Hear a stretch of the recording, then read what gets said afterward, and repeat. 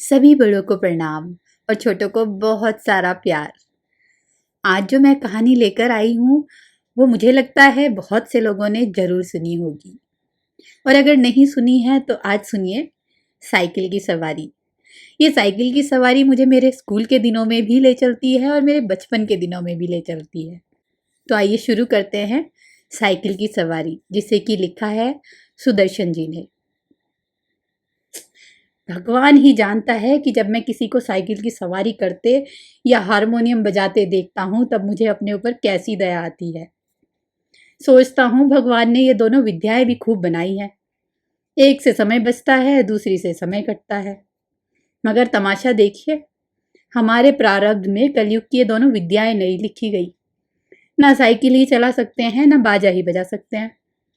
पता नहीं कब से यह धारणा हमारे मन में बैठ गई कि हम सब कुछ कर सकते हैं मगर ये दोनों काम नहीं कर सकते। करीब करीब 1932 की बात है कि बैठे बैठे ख्याल आया कि चलो साइकिल चलाना सीख ले। और इसकी शुरुआत यूं हुई कि हमारे लड़के ने चुपचाप से यह विद्या सीख ली और हमारे सामने से सवार होकर निकलने लगा। अब आपसे क्या कहें कि लज्जा और घृणा के कैसे कैसे ख्याल हमारे मन में उठे। सोचा, क्या हम ही जमाने भर के फिसड्डी रह गए हैं? सारी दुनिया चलती है, जरा जरा से लड़के चलाते हैं, मूर्ख और गंवार चला लेते हैं। हम तो परमात्मा की कृपा से फिर भी पढ़े लिखे हैं, क्या हम ही नहीं चला सकेंगे? आखिर इसमें मुश्किल क्या है? कूद कर चढ़ गए और ताबड़तोड़ पाँव मारने लगे। और जब देखा कि कोई राह में खड़ा है तब टन टन टन करके घंटी बजा दी। ना हटा तो क्रोधपूर्ण आंखों से उसकी तरफ देखते हुए निकल गए। बस यही तो सारा गुर है इस लोहे की सवारी का। कुछ ही दिनों में सीख लेंगे। बस महाराज, हमने निश्चय कर लिया कि चाहे जो हो जाए, परवाह नहीं किसी की। दूसरे दिन हमने अपने फटे पुराने कपड़े तलाश किए और उन्हें ले जाकर श्रीमती जी के सामने पटक दिया कि इनकी जरा मरम्मत तो कर दो।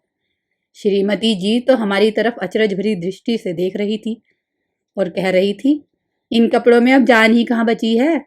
क्या मरम्मत करूं? इन्हें तो फेंक दिया था, आप कहाँ से उठा लाए? वहीं जाकर डाल दीजिए। हमने मुस्कुराकर श्रीमती जी की तरफ देखा और कहा, तुम हर समय बहस ना किया करो। आखिर मैं इन्हें ढूंढ ढांड कर लाया हूं, तो ऐसे ही तो नहीं उठा लाया। कृपा करके इसकी मरम्मत कर डालो। मगर श्रीमती जी बोली, पहले बताओ इनका क्या बनेगा? हम चाहते थे कि घर में किसी को कानो कान खबर ना हो और हम साइकिल सवार बन जाएं। और इसके बाद जब इसके पंडित हो जाएं तब एक दिन जहांगीर के मकबरे को जाने का निश्चय करें। घर वाले को तांगे में बिठा दें और कहें, तुम चलो, हम दूसरे तांगे में आते हैं। जब वे चले जाएं तब हम साइकिल पर सवार होकर उनके रास्ते में मिलें। हमें साइकिल पर सवार देखकर उन लोगों की क्या हालत होगी। हैरान हो जाएंगे, आंखें मल मल कर देखेंगे कि कहीं कोई और तो नहीं। परंतु हम गर्दन टेढ़ी करके दूसरी तरफ देखने लग जाएंगे, जैसे हमें कुछ मालूम ही नहीं, जैसे यह सवारी हमारे लिए साधारण सी बात है। झक मारकर बताना ही पड़ा कि रोज रोज तांगे का खर्च मारे डालता है। साइकिल चलाना सीखेंगे तो कुछ पैसे बचेंगे। श्रीमती जी ने बच्चे को सुलाते हुए हमारी तरफ देखा और मुस्कुराकर बोली, मुझे तो आशा नहीं कि यह बेल आपसे मत्थे चढ़ सके। खैर, यत्न करके देख लीजिए। मगर इन कपड़ों से बनेगा क्या? हमने जरा रौब से कहा, आखिर बाईसाइकिल से एक दो बार गिरेंगे या नहीं? और गिरने से कपड़े फटेंगे या नहीं? जो मूर्ख हैं वो नए कपड़े का नुकसान कर बैठते हैं और जो बुद्धिमान हैं वो पुराने कपड़ों से काम चलाते हैं। मालूम होता है हमारी इस युक्ति का कोई जवाब हमारी धर्मपत्नी के पास ना था, क्योंकि उन्होंने उसी समय मशीन मंगवा कर उन कपड़ों की मरम्मत शुरू कर दी। हमने इधर बाजार जाकर जंबक के 2 डब्बे खरीद लिए। अरे जंबक, मलहम, मलहम के 2 डब्बे खरीद लिए कि चोट चाट लगे तो उसी समय इलाज किया जा सके। इसके बाद जाकर एक खुला मैदान तलाश किया ताकि दूसरे दिन से साइकिल सवारी का अभ्यास किया जा सके। अब यह सवाल हमारे सामने था कि अपना उस्ताद किसे बनाए। इसी उधेड़ बुन में बैठे थे कि तिवारी लक्ष्मी नारायण आ गए और बोले, क्यों भाई, हो जाए एक बाजी शतरंज की? हमने सिर हिलाकर जवाब दिया, नहीं साहब, आज तो जी नहीं चाहता। क्यों भाई, ऐसा क्या हो गया? यदि जी न चाहे तो क्या करें? यह कहते कहते हमारा गला भर आया। तिवारी जी का दिल पसीज गया। हमारे पास बैठकर बोले, अरे भाई, मामला क्या है? धर्मपत्नी से झगड़ा तो नहीं हो गया? हमने कहा, तिवारी भैया क्या कहे, सोचा था लाओ साइकिल की सवारी सीख ले, मगर अब कोई ऐसा आदमी दिखाई नहीं देता जो हमारी सहायता करे। बताओ, है कोई ऐसा आदमी तुम्हारे ख्याल में? तिवारी जी ने हमारी तरफ बेबसी की आंखों से ऐसे देखा मानो हमको कोई खजाना मिल रहा है और वे खाली हाथ रह जाते हैं। बोले, मेरी मानो, यह रोग न पालो। इस आयु में साइकिल पर चढ़ोगे और यह भी कोई सवारियों में कोई सवारी है? डंडे पर उकड़े बैठे हैं और पांव चला रहे हैं। अजी लानत भेजो इस ख्याल पर, आओ एक बाजी खेलें। मगर हमने भी कोई कच्ची गोलियां नहीं खेली थी। साफ समझ गए कि तिवारी ईर्ष्या की आग में फूंका जाता है। मुंह फुलाकर हमने कहा, भाई तिवारी, हम तो जरूर सीखेंगे, कोई आदमी बताओ। आदमी तो है एक, मगर वह मुफ्त में नहीं सिखाएगा, फीस लेगा। दे सकोगे? कितने दिन में सिखा देगा? यही 10-12 दिनों में। और फीस क्या लेगा हमसे? औरों से 50 लेता है, तुमसे 20 ले लेगा हमारी खातिर। हमने सोचा, 10 दिन सिखाएगा और 20 रुपये लेगा। 10 दिन 20 रुपये, 20 रुपये 10 दिन, अर्थात 2 रुपये रोजाना, अर्थात 60 रुपये महीना, वो भी केवल 1-2 घंटे के लिए। ऐसी 3-4 ट्यूशनें मिल जाएं तो 250-300 रुपये मासिक हो जाएं। हमने तिवारी जी से तो इतना ही कहा कि जाओ जाकर मामला तय कराओ, मगर जी में तो खुश हो रहे थे कि साइकिल चलाना सीख गए तो एक ट्रेनिंग स्कूल खोल देंगे और 300-400 रुपये मासिक कमाने लगेंगे। इधर तिवारी जी मामला तय करने गए, इधर हमने यह शुभ समाचार जाकर श्रीमती जी को सुना दिया कि कुछ दिनों में हम लोग ऐसा स्कूल खोलने वाले हैं जिससे 300-400 रुपये मासिक आमदनी होगी। श्रीमती जी बोली, तुम्हारी इतनी आयु हो गई है मगर ओछापन ना गया। पहले आप तो सीख लो, फिर स्कूल खोलना। मैं तो समझती हूँ कि तुम ही ना सीख सकोगे, दूसरों को सिखाना तो दूर की बात है। हमने बिगड़कर कहा, यह बड़ी बुरी बात है कि हर काम में टोक देती हो। हमसे बड़े बड़े सीख रहे हैं तो क्या हम ना सीख सकेंगे? पहले तो शायद सीखते या ना सीखते, पर अब तुमने टोका है तो जरूर सीखेंगे। तुम भी क्या कहोगी? श्रीमती जी बोली, मैं तो चाहती हूँ कि तुम हवाई जहाज चलाओ, यह बाईसाइकिल क्या चीज है। मगर तुम्हारे स्वभाव से डर लगता है, एक बार गिरोगे तो देख लेना, वहीं साइकिल फेंक फांक कर चले आओगे। इतने में तिवारी जी ने बाहर से आवाज दी। हमने बाहर जाकर देखा तो उस्ताद साहब खड़े थे। हमने शरीफ विद्यार्थियों के समान श्रद्धा के साथ हाथ जोड़ लिए और प्रणाम किया और चुपचाप खड़े हो गए। तिवारी जी बोले, यह तो 20 पर मान ही नहीं रहे थे, बड़ी मुश्किल से मनाया, पेशगी लेंगे कहते हैं, पीछे कोई नहीं देता। अरे भाई, हम देंगे, दुनिया लाख बुरी हो मगर फिर भी भले आदमियों से खाली नहीं है।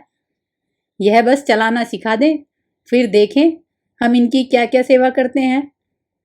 मगर उस्ताद साहब नहीं माने, बोले फीस पहले लेंगे और यदि आपने नहीं सिखाया तो फीस लौटा देंगे, और यदि नहीं लौटाया तो। इस पर तिवारी जी ने कहा, अरे साहब, यह क्या तिवारी मर गया है?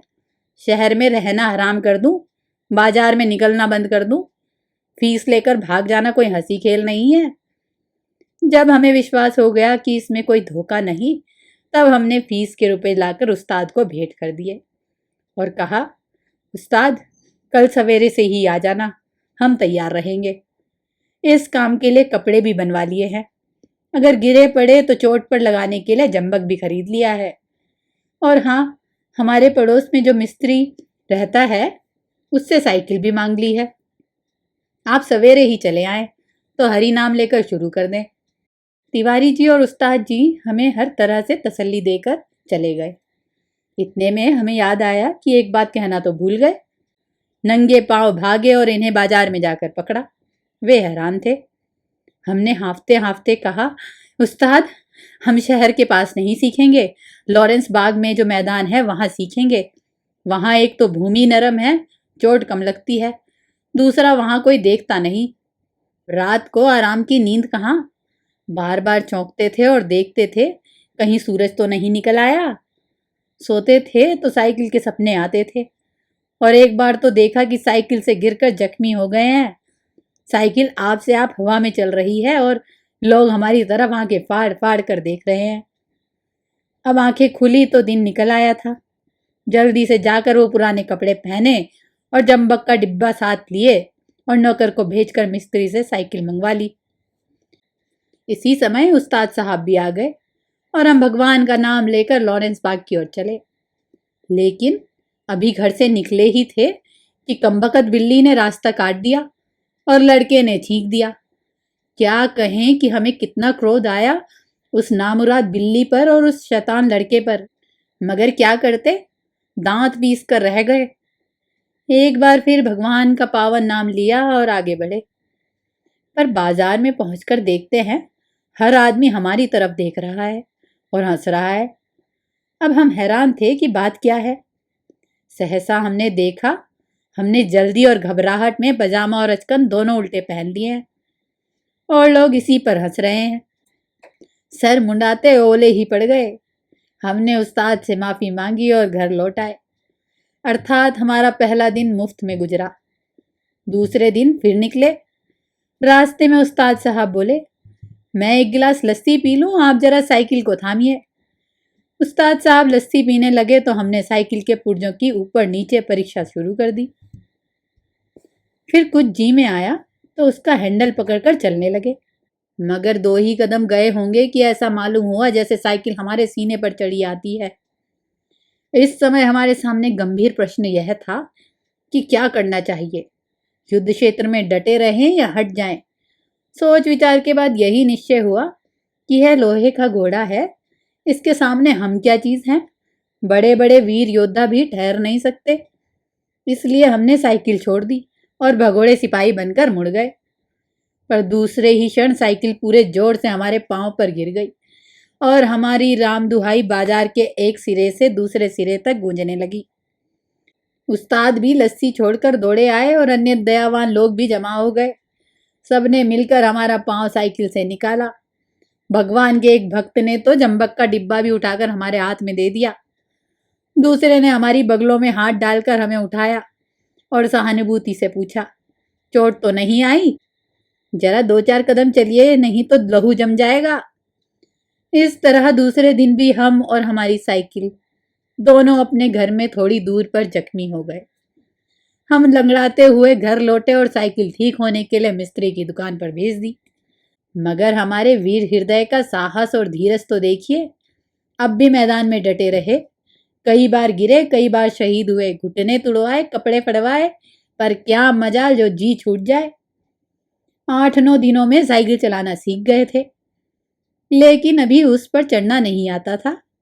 कोई परोपकारी पुरुष सहारा देकर चढ़ा देता तो फिर लिए जाते थे। हमारे आनंद की कोई सीमा ना थी। सोचा मार लिया मैदान हमने, 2-4 दिन में पूरे मास्टर बन जाएंगे। इसके बाद प्रोफेसर, प्रिंसिपल, इसके बाद ट्रेनिंग कॉलेज, फिर 300-400 रुपये मासिक। तिवारी जी देखेंगे और ईर्ष्या से जलेंगे। उस दिन उस्ताद जी ने हमें साइकिल पर चढ़ा दिया और सड़क पर छोड़ दिया कि ले जाओ, अब तो तुम सीख गए। अब हम साइकिल चलाते थे और दिल ही दिल फूले न समाते थे। मगर हाल यह था कि कोई आदमी 100 गज के फासले पर होता तो हम गला फाड़ फाड़ कर चिल्लाना शुरू कर देते, साहब बाई तरफ हट जाइए, दाई तरफ हट जाइए। दूर फासले पर कोई गाड़ी दिख जाती तो हमारे प्राण पखेरु सूख जाते। उस समय हमारी जो मन की दशा होती वो परमेश्वर ही जानता है। जब गाड़ी निकल जाती तब कहीं जाकर हमारी जान में जान आती। सहसा सामने से तिवारी जी आते हुए दिखे। हमने उन्हें दूर से ही अल्टीमेटम दे दिया कि तिवारी जी बाईं तरफ हो जाओ, वरना साइकिल तुम्हारे ऊपर चढ़ा देंगे। तिवारी जी ने अपनी छोटी छोटी आंखों से हमारी तरफ देखा और मुस्कुरा कर कहा, जरा एक बात सुनते जाओ। हमने एक बार हैंडल की तरफ, दूसरी बार तिवारी जी की तरफ देखकर कहा, इस समय बात सुन सकते हैं क्या? देखते नहीं हो साइकिल पर सवार है? तिवारी जी बोले, तो क्या जो साइकिल चलाते हैं वो किसी की बात नहीं सुनते? बड़ी जरूरी बात है, जरा उतर जाओ। हमने लड़खड़ाती हुई साइकिल को संभालते हुए जवाब दिया। उतर आएंगे तो चलाएगा कौन? अभी चलाना सीखा है, चढ़ना नहीं सीखा। तिवारी जी चिल्लाते रह गए और हम आगे निकल लिए। इतने में सामने से एक तांगा आता दिखाई दिया। हमने उसे भी दूर से ही डांट दिया। बाईं तरफ भाई, बाईं तरफ, अभी हम नए चलाने वाले हैं। तांगा बाईं तरफ हो गया। हम अपने रास्ते चले जा रहे थे। एकाएक पता नहीं घोड़ा भड़क उठा या तांगे वाले की शरारत सूझी। जो भी हो, तांगा हमारे सामने आ गया। हमारे हाथ पांव फूल गए। जरा सा हैंडल घुमा देते तो हम दूसरी तरफ निकल आते, मगर बुरा समय आता है तो बुद्धि सबसे पहले भ्रष्ट हो जाती है। उस समय हमें ख्याल आया, हैंडल घुमाया भी तो जा सकता था। फिर क्या था, हम और हमारी साइकिल दोनों ही तांगे के नीचे आ गए और हम बेहोश हो गए। जब हम होश में आए तो हम अपने घर में थे और हमारी देह पर कितनी ही पट्टियां बंधी थी। हमें होश में देखकर श्रीमती जी ने कहा, क्यों, अब क्या हाल है? मैं कहती ना थी साइकिल चलाना ना सीखो? उस समय तो किसी की सुनते ना थे। हमने सोचा लाओ सारा इल्जाम तिवारी जी पर लगा दे और आप सांप बच जाएं। बोले, यह सब तिवारी जी की शरारत है। श्रीमती जी ने मुस्कुराकर जवाब दिया, यह तो तुम उसको चकमा दो जो कुछ जानता ना हो। उस तांगे पर मैं ही तो थी, बच्चों को लेकर घूमने निकली थी कि चलो सैर भी कराएंगे और तुम्हें साइकिल चलाते भी देखाएंगे। हमने निरुत्तर होकर आंखें बंद कर ली और चादर तान ली। उस दिन के बाद फिर कभी हमने साइकिल को हाथ भी न लगाया। आशा करती हूँ ये साइकिल की सवारी आप लोगों को भी पसंद आई होगी। धन्यवाद।